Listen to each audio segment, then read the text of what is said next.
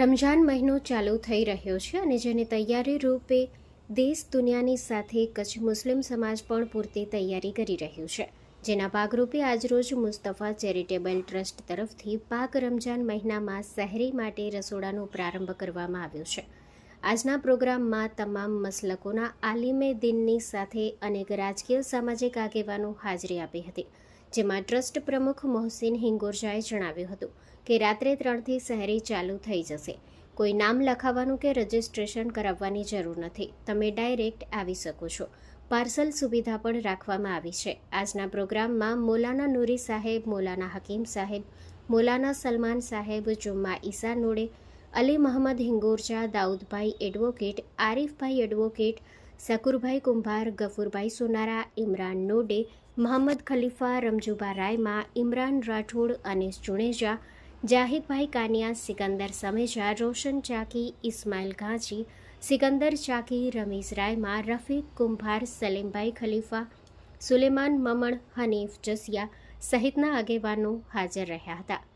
જનમિત્ર news Bhuj સતત આપની સાથે। वालेकुम। मुस्तफा चैरिटेबल ट्रस्ट तरफથી દર વર્ષની જેમ આ વર્ષ પણ આ શહેરીનું ઇફતારનું આયોજન કરવામાં આવ્યો છે। તો મારી તમામ ભુજવાસીઓને ખાસ અપીલ છે કે રાત્રે 3 વાગ્યાથી કરી અને ફજર સુધી આ ટાઈમ ટેબલ ઉપર ભીડ નાકા ઉપર શહેરી કરવામાં આવે છે। તો જે ભાઈઓ જરૂરતમંદ છે, મુસાફર છે કે બીજી કોઈ રીતે પણ જરૂરતમંદ છે તે બધા લોકો આવે અને ફ્રી ઓફ શહેરી કરે।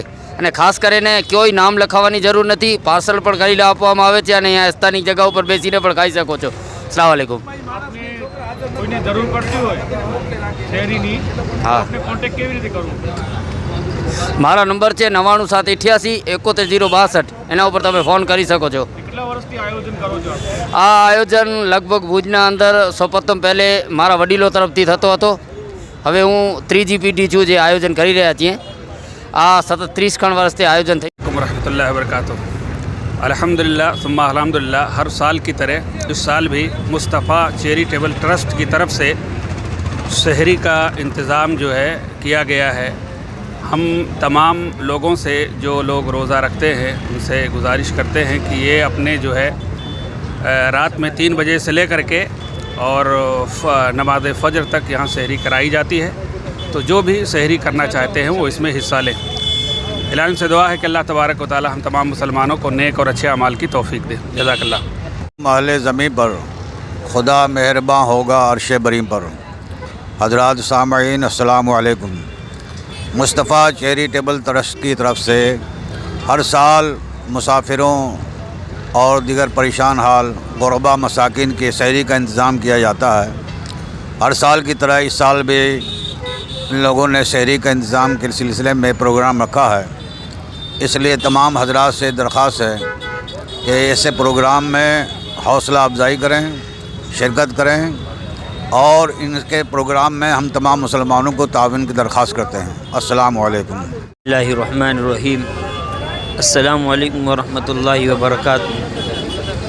माशाअल्लाह, हर साल की तरह इस साल भी रमज़ान मुबारक के अंदर ये शहरी वगैरह का जो प्रोग्राम किया जाता है, काबिल मुबारकबाद हैं। ये करने वाले, खिदमत करने वाले तमाम साथ देने वालों को मुबारकबाद पेश करता हूँ और मज़ीद तमाम साथियों से गुजारिश करता हूँ कि जो भी साथी है ज़्यादा से ज़्यादा इसके अंदर बढ़ चढ़ कर हिस्सा लें, हर तरह से उनका साथ दें। और जो भी हजरात इस तरह से ज़रूरतमंद हैं, कोई मुसाफिर हैं, कोई आए हुए मेहमान हैं कहीं बाहर से, तो आकर यहाँ शहरी का इंतज़ाम किया जाता है, उसका लाभ लें और इनको सवाब पहुँचाए ताकि इनके लिए भी ज़ख़ीरे आखिरत बने और तमाम उम्मत के लिए दुआएं करें। अल्लाह तबारक व तआला इनकी खिदमत को कबूल फरमाए।